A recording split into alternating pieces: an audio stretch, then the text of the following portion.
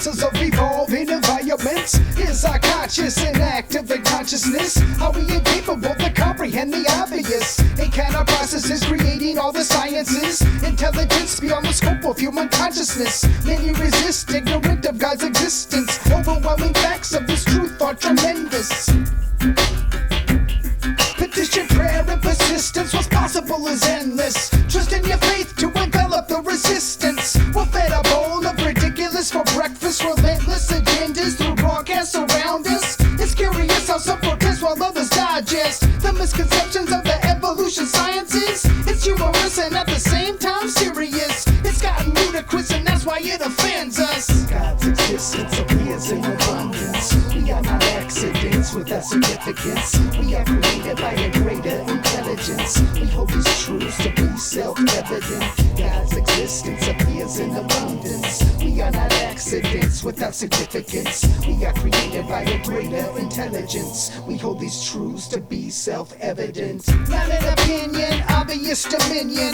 Check the 19th verse of 1 Corinthians. Destroy the minds of all man's human wisdom. Limits forgiven until the time of unrestriction. Realization of Egyptian methods of construction. Producing pyramids of mass production. Memorization of techniques and instructions. His protection removes all obstructions. Ancient information stored inside interpretations made before the birth of any nation.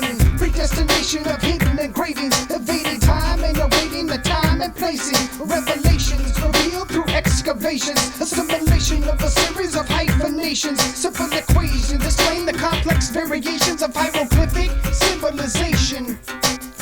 God's existence appears in abundance. We are not accidents without significance. We are created by a greater intelligence. We hold these truths to be self-evident. God's existence appears in abundance. We are not accidents without significance. We are created by a greater intelligence. We hold these truths to be self-evident.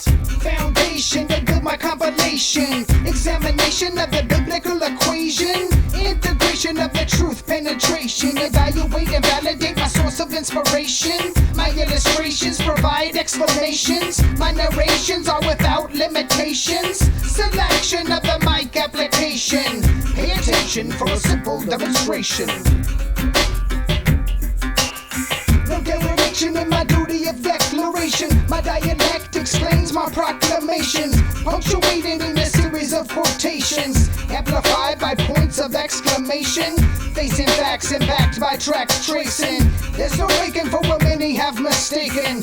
Evolution will be crumbled by creation, like earthquakes that shake your foundation. God's existence appears in abundance. We are not accidents without significance. We are created by a greater intelligence. We hold these truths to be self-evident. God's existence appears in abundance. We are not accidents without significance. We are created by a greater intelligence. We hold these truths to be self-evident.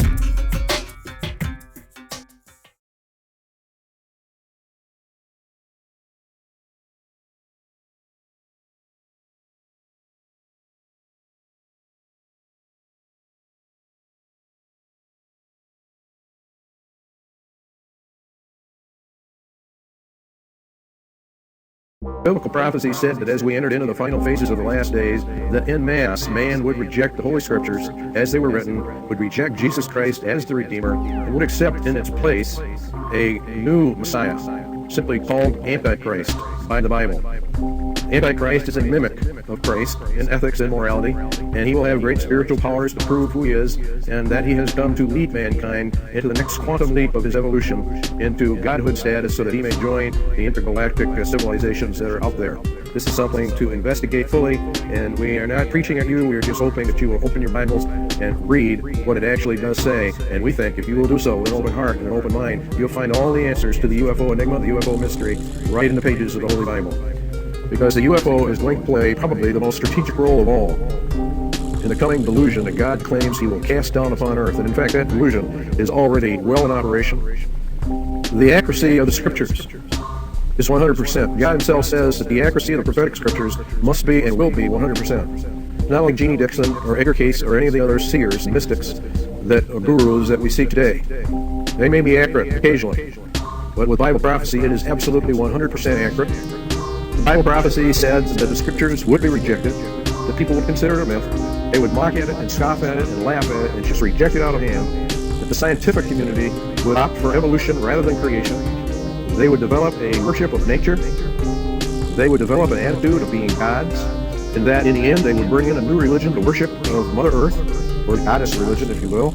A rejection of the scriptures, a rejection of Christ, a rejection of his message, a rejection of the fall, and opting for the multitudinous lies that Satan has been feeding mankind ever since he tricked Adam and Eve in the Garden of Eden. The Bible told us about all of this and how it would all come together and form a synthesis in the end and sweep mankind into the arms of Satan himself, that the vast majority of mankind would actually and literally worship the devil himself, thinking that it was God himself. Now, when you stop and think about that, you would say, well, I would never worship Satan, even if I was a non-Christian. I don't believe in Satan, I don't believe in demons, and therefore I do not worship Satan, and I never would. Satan is evil. We have to correct that illusionary concept of Satan. The Bible teaches that Satan does not appear as evil to the vast majority within the world itself.